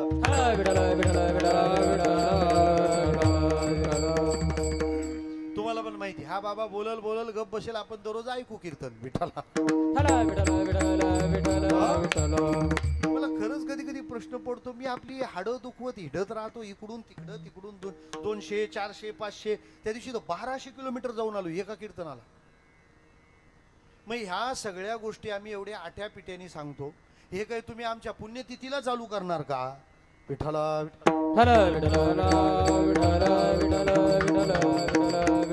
हो श्रोते हो, मला सांगायचं काय आहे की रसाळवाणीला मोकळं मन.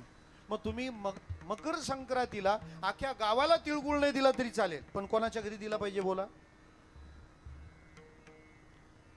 आपल्या बांधाला ज्याचा बांध लागू नये त्याला तिळगुळ द्या. आपल्या कंपाऊंडला लागून ज्याचं कंपाऊंड आहे ना त्याला आपल्या शेजाऱ्याला तिळगुळ द्या. ते प्रॉब्लेम बाहेर नसतो, बाजूलाच असतो.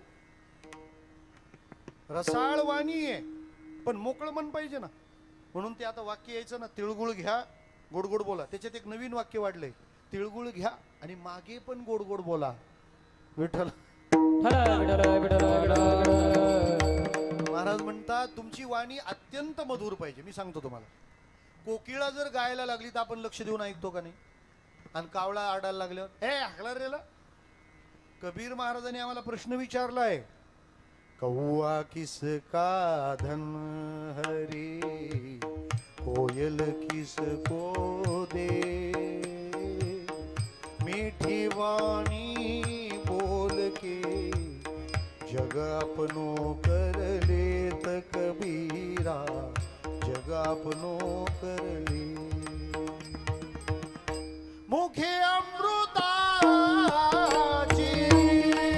मुखे अमृताचे वाणी, मुखे अमृताचे, मुखे अमृताचे वाणी, मुखे अमृताची, मुखे अमृताची वाणी, मुखे अमृताची, मुखे अमृताची वाणी. आदे देवाचे करणी, देवदेवाचे करणी, आदे देवाचे करणी, मुखे अमृताची, मुखे अमृताची वाणी, मुखे अमृताची, मुखे अमृताची वाणी. सगळे भेटले तर माझा पण रियाज होईल. बरेच दिवस चाली काढल्या नाहीत. मुखी अमृताची. आणि हे वावंजातच का सुस्त, वावंजा भजनाची भूमी आहे म्हणून. मुखी अमृताची वाणी, देह देवाचे कारणी. गोड बोललं पाहिजे श्रोते हो, फार चांगलं बोलावं. आपल्या बोलण्याने सगळं साधलं पाहिजे. आपल्या बोलण्याने सगळं बिघडतं, सगळं बिघडतं. पोरग जन्माला आल्यावर दात किती महिन्यात येतात. आजी सांगा बघू एखाद्या. ज्यांचे पडले त्यांनी सांगितलं तरी चालेल का, येतात केव्हा. पोरग जन्माला किती महिन्यात येतात. 7 महिन्यात. 7 महिन्यात दात आत. बर पडतात कितव्या वर्षी? 7. परत येतात ते कितव्या वर्षी पडतात? 60. आणि ते पडल्यावर परत कधी येतात? डॉक्टर कडं. BDS 32 दाताचा सत्यानाश. बर, म्हणजे जन्माला आले तेव्हा ते नव्हते, 7व्या महिन्यात आले, 7व्या वर्षी पडले, 7व्या वर्षी आले, 60व्या वर्षी पडले, 60व्या वर्षी पडले, आपले दात घशात. 60 नंतर तसंच असतं. विठ्ठल. आता मी तुम्हाला विचारतो, जीभ कितव्या वर्षी येते? जीभ जीभ मी विचारल्यावर त्यांनी जीभ काढली. जीभ कितव्या वर्षी येते? जन्मापासून. आणि पडते केव्हा? पडतच नाही. काय कमाल आहे. खरं तर जी अगोदर आली ती आधी पडायला पाहिजे ना, आणि जे उशिरा आले ते उशिरा जायला पाहिजे. दात उशिरा येतात, लवकर जातात. जीभ जन्मापासून असते आणि मरेपर्यंत राहते. कारण काय? या दोघांची कामं. दाताजवळ 1 दिलं तर दात त्याचे 2 करतो, आणि 2 दिले की जीभ त्याला 1 करते. जोडणारा टिकतो. विठ्ठला. रसाळवाणी. महाराज खूप चांगलं बोललं पाहिजे. आपण याला बोल, त्याला बोल, त्याला बोल. तुम्हाला माहिती का, देव कधी स्टेअरिंग लॉक करेल सांगता येत नाही. शब्दांचा वापर चांगलाच केला पाहिजे. आम्हा घरी धन शब्दांची जरतने. काय फरक आहे कळला? ज्ञानोबारायांना शब्द सापडले तर ओव्या तयार झाल्या. आपल्याला शब्द सापडले नका द्यायला लावू. शिव्या. विठ्ठला विठ्ठला. वाणी रसाळ आहे आणि मन मोकळ आहे. रसाळ वाणीला मोकळं मन पाहिजे. कधी कधी वाणी आणि मन हे दोन्ही वेगळं वेगळं राहतं. हा, आता ते आभार मानताना आमच्याबद्दल चांगलेच बोलावंच लागतं. करता काय त्याला? शिष्टाचार आहे तो. काय महाराजांची वाणी आहे. लोक मंत्रमुग्ध झाले, निम्मे डुलत होते, झोपले होते. म्हणजे जसं आहे तसं नाही चालत. आणखी सोपं बोलू, ज्याचं बोलणं आणि ज्याचं मन वेगवेगळं आहे त्याला ढोंगी म्हणतात. विठ्ठला. आणखी सोपं सांगतो, पाहुणा जेव्हा आपल्याकडे येतो तेव्हा आपल्या मुलाला द्यायला तो खिशात हात घालतो आणि एक नोट काढतो. कितीची? 100. आता कीर्तनात तर खर्च करा, 500ची तर सांगा. मी तर आणखी मोठी सांगणार होतो पण ती बंद पडली आता. विठ्ठला. तो पाहुणा 500ची नोट काढतो आणि आपल्या पोराच्या हातात देतो. मग आपल्या पोराच्या हातात जेव्हा दिली जाते ती नोट, तेव्हा आईच्या मुखातली वाणी काय म्हणते? मला ते मन आणि वाणी सांगायचं. काय म्हणते आई? बरी झाली, दिली, द्या द्या द्या द्या असं. मग नको त्याला कशाला? बरोबर ना? असंच ना? बर असंच. मग त्यावेळेला तुमच्या मनात तसंच असतं ना? विठ्ठला विठ्ठला. उलट पोरांचा मामा जर तसाच निघाला तर तिच्या मनात येतं याच्या हातातली कधी सुटतंय काय माहिती. बहुतेक भाऊजाईनं सांगितलं असेल. विठ्ठला.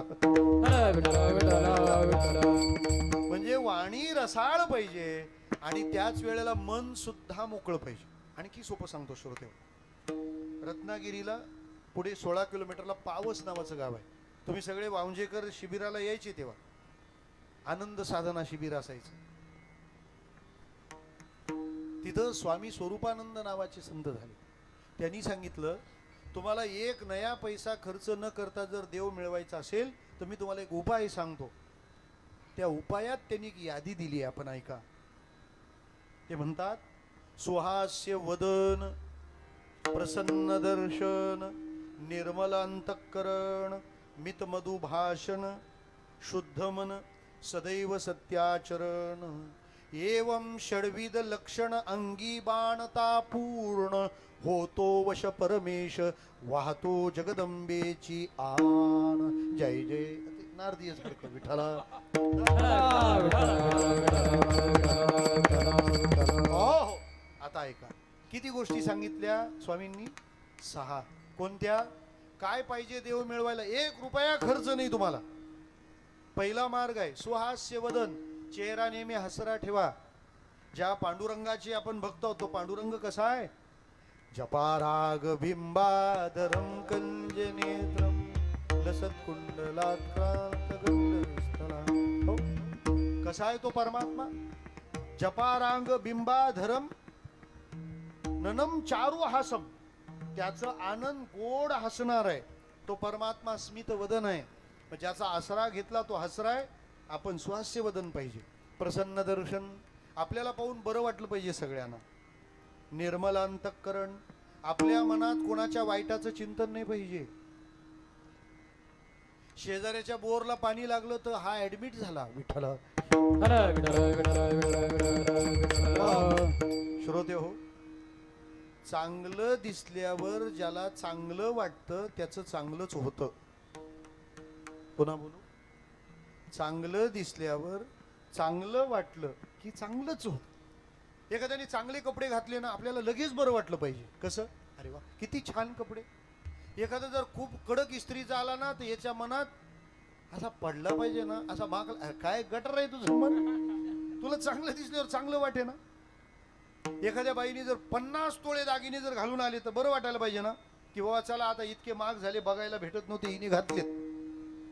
शेजारी जर म्हणाली हो 50 तोळ्याची गंठण आहे, मग आपल्याला बरं वाटायला पाहिजे ना. तिला म्हटलं पाहिजे किती छान दिसते तू, कधी बनवली? ही तिला सांगते बहिणीची आणली असेल, विठाला.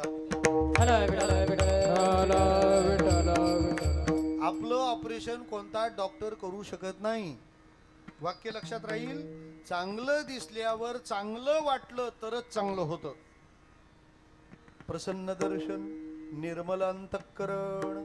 पुढे मित मधु भाषण, कमी बोला. कमी बोला, कमी. जास्त बोलणारा कोणालाच आवडत नाही, देवाला सुद्धा. अनंत वाचाळ बरळती बरळ, त्या कैचा दयाळ पावे हरी. आणि गोड बोला, जे बोलेल बोलो ऐसे बोले, जेने बोले विठ्ठल बोले. मित मधु भाषण. अजून काय पाहिजे? ते म्हणाले शुद्ध मन, सगळ्यांच्या भल्याचा संकल्प करा. आणि सदैव सत्याचरण. किती प्रलोभन आली तरी आपला सदाचरणाचा मार्ग सुटता कामा नये. 6 गोष्टी असल्या की देव भेटतो. महाराज, मोकळं मन आणि रसाळवाणी असली पाहिजे. याला तुम्ही गुण म्हणता. महाराज म्हणतात गुण नाही, हीच खरी लक्ष्मी आहे. लक्ष्मी ते ऐसा नावे, लक्ष्मी ते ऐसा नावे, लक्ष्मी ऐसा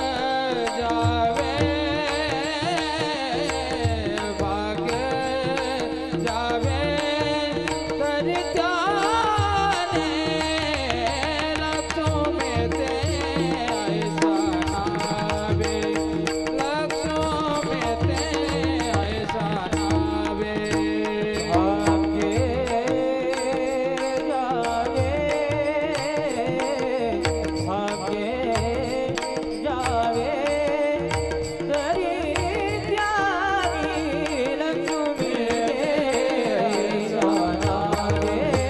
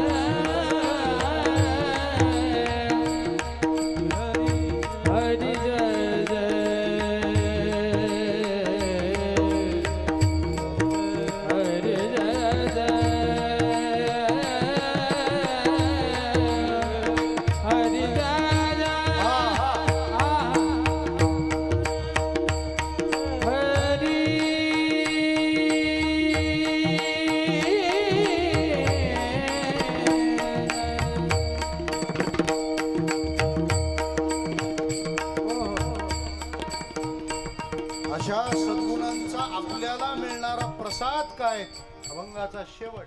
तुका म्हणे त्याच्या नावे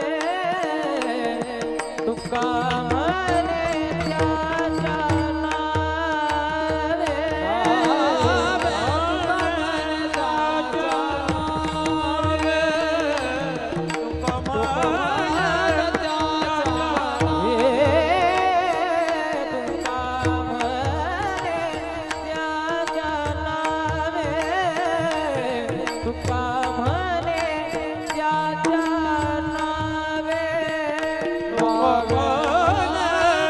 त्याच्या नावे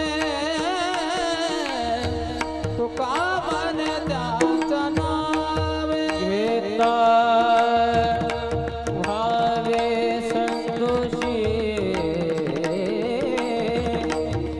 घेता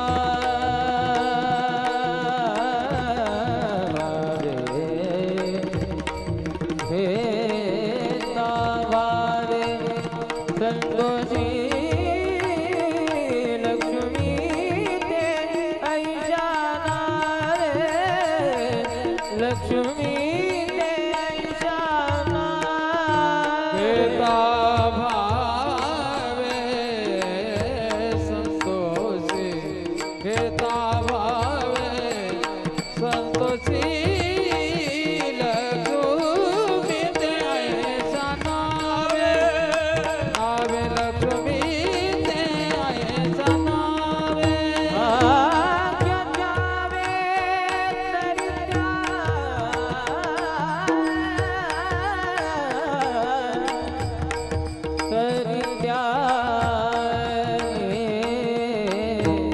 तरी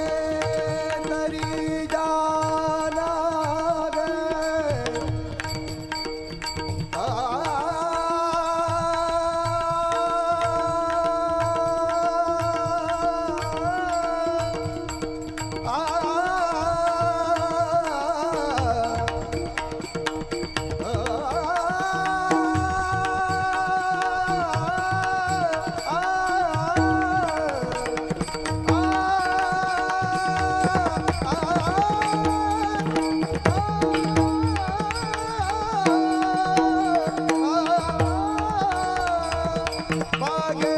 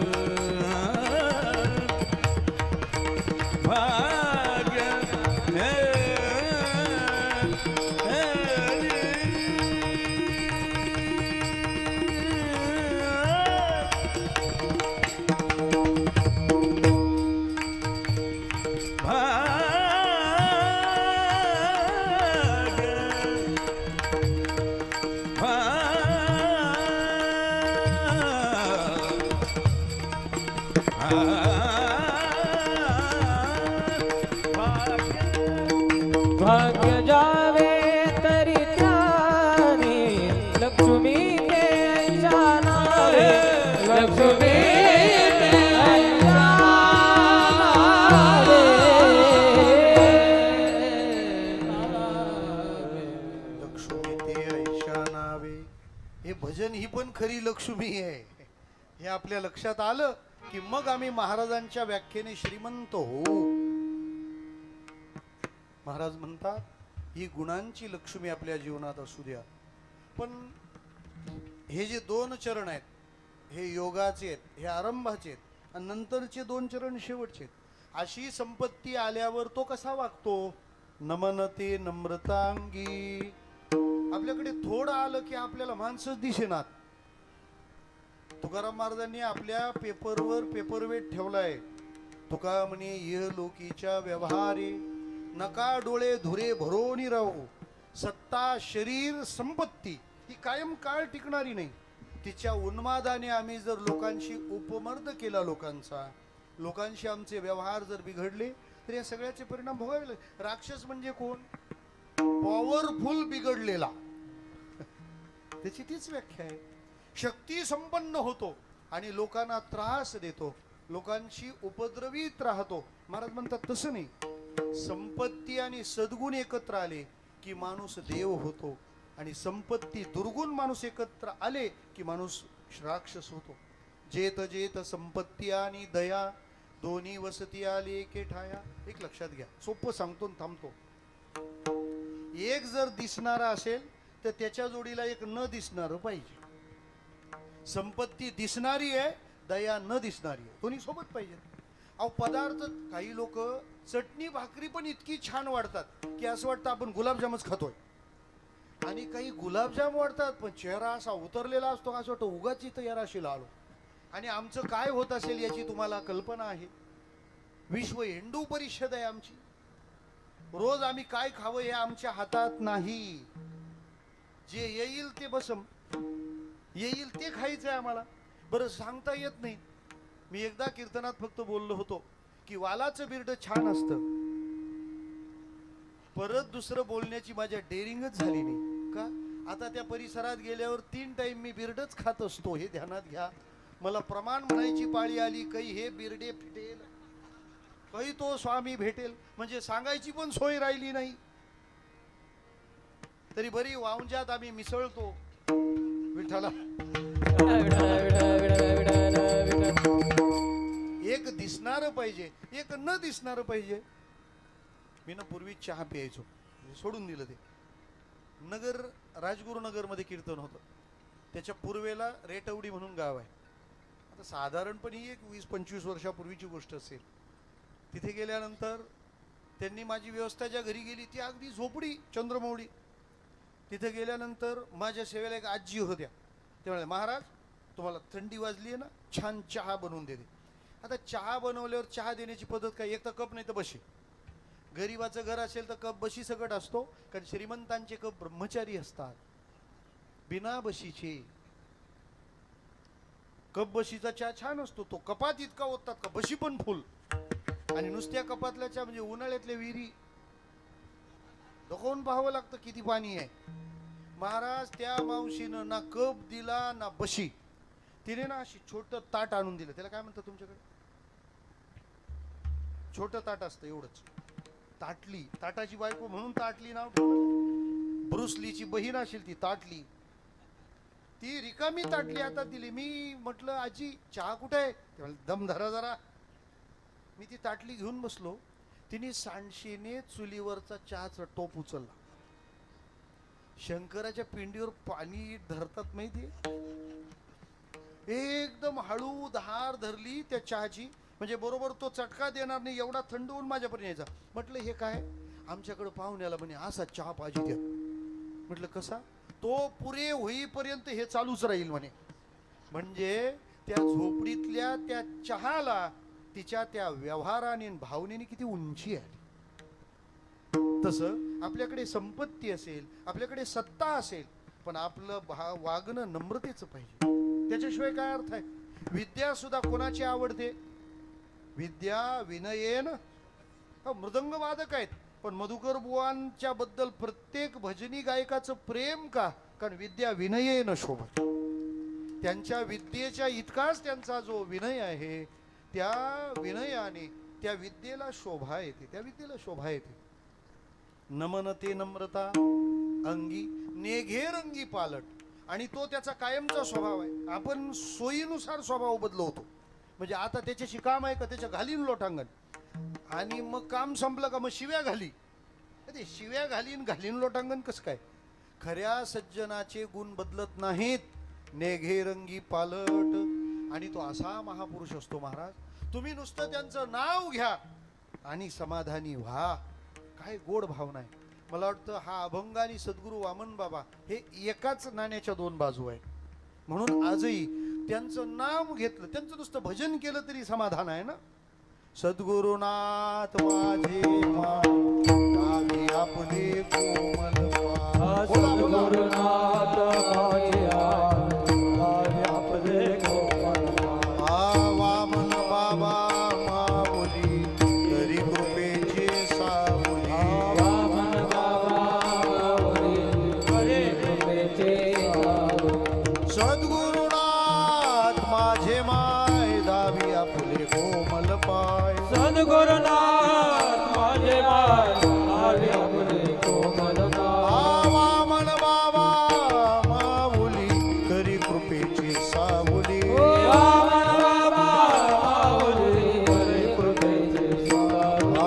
सद्गुरुनाथ माझे माय दावी आपले कोमल.